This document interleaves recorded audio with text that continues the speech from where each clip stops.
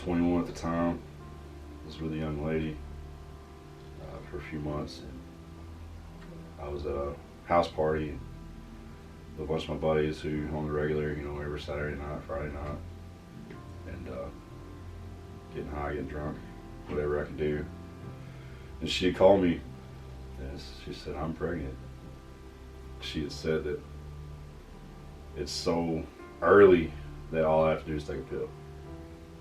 That's all I got to do. And if I had to do anything more than that I could not do it. I'm sorry.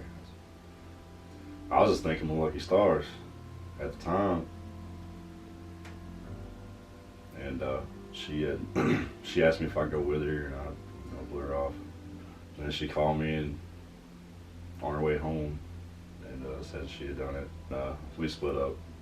The life after the abortion, it just got deeper and deeper in sin, man. I had met another lady who is now my wife, and man, I drug her through the dumps too, man. Worse than I'd ever drug any person to the dumps at all. We got married, and it wasn't long after that where I just threw my hands up and said, "This ain't for me. This life ain't for me. None of this is for me. I ain't kidding nobody, man. I'm going on down the road." So I left her. 2 days later, I woke up in the morning. I was at my brother's house. Oh, the first thing that popped in my head was, I gotta get saved today. And I called up a buddy of mine. Said, "Hey, man, I gotta get saved today, man. Is there a revival going on?" He said, "Oh, yeah, there's a revival way out in the middle of nowhere, and I'm going. You wanna go? 7 o'clock nights." Yeah, that's what I'm doing. So I called my wife and told her, "So you asking me to go with you?" I said, "Yeah, I am." My wife said on the way home that night, she said, "These past couple of days I've been praying for you. And God pulled me out of it. And my life changed from then on. When I got saved, and I wanted to be surrounded by that kind of love that my wife showed me. I started the book of Genesis, man. I just started reading. And I came upon God saying, first of all, on creation, when God said to the mountains, "Boom, you're a mountain."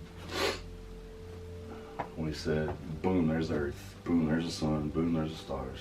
Just boom, creation. Just doing what God did and continues to do, because he's the creator.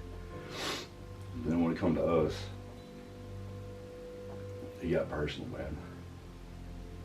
He got down with his hands and his knees in the dirt and formed us with his hands. And he breathed into us the breath of life, and we become a living soul. That has stood out to me more so than anything has ever stood out to me. Because he got first. I kept reading and I realized in his word it says, "I knew you, I formed you in your mother's womb.